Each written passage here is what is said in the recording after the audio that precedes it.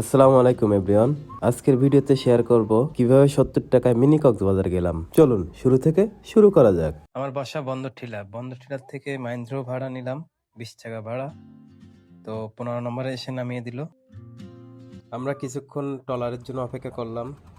তো অপেক্ষা করার শেষে দেখি যে ট্রলার চলে আসলো। এখন আমরা ট্রলারে উঠবো। এই যে দেখা যাচ্ছে ওপার থেকে আরেকটি ট্রলার আসলো, এপারে নামবে। এখন আমরা যাচ্ছি কর্ণফুলী নদী দিয়ে। আসলে সকাল সকাল বেরিয়ে গেছি তো, আকাশে অনেক রোদ, অনেক কষ্ট হলো আসতে। অবশেষে চলে আসলাম আমাদের ঘাটে। তো বোট পেরিয়ে আসলাম আনোয়ারা। তো আনোয়ারা এখানে এসে আপনারা এখানে সিএনজি পাবেন, অটো রিক্সা পাবেন। তো আমরা সিএনজি নিলাম না, অটো রিক্সা নিলাম, যেহেতু খোলামেলা আছে। আঁকা বাঁকা রাস্তা দেখতে কার না ভালো লাগে। আঁকা বাঁকা রাস্তা একদম গ্রামের মতো একটা ফিল দেবে। শান্ত পরিবেশ, চতুর্দিকে সবুজ আর সবুজ। চলে এলাম কক্সবাজার। আসলে কক্সবাজার না, ভালোবেসে কক্সবাজারও বলা যায়। কোন অংশে কক্সবাজার থেকে কম না।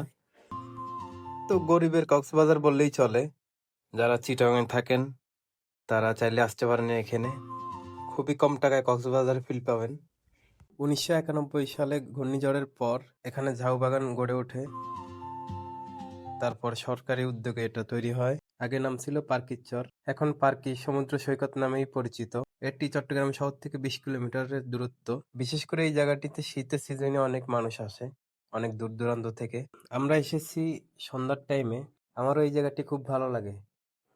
প্রায় 6 মাস পর হলেও একবার যাই, ভালোই লাগে। বিশেষ করে চট্টগ্রাম শহরে এই জায়গাটা আমার খুব ভালো লাগে। ছুটির দিনে থাকি, তখন যাই এখানে। খুবই নিরিবিলি, শান্ত একটা পরিবেশ। ভিডিওটি আপনার ভালো লাগলে চ্যানেলটিকে সাবস্ক্রাইব করে রাখতে পারেন পরবর্তী ভিডিওগুলো পাওয়ার জন্য। দেখা হবে পরবর্তী কোনো নতুন ভিডিওয়। আজ এই পর্যন্তই। আল্লাহ হাফেজ।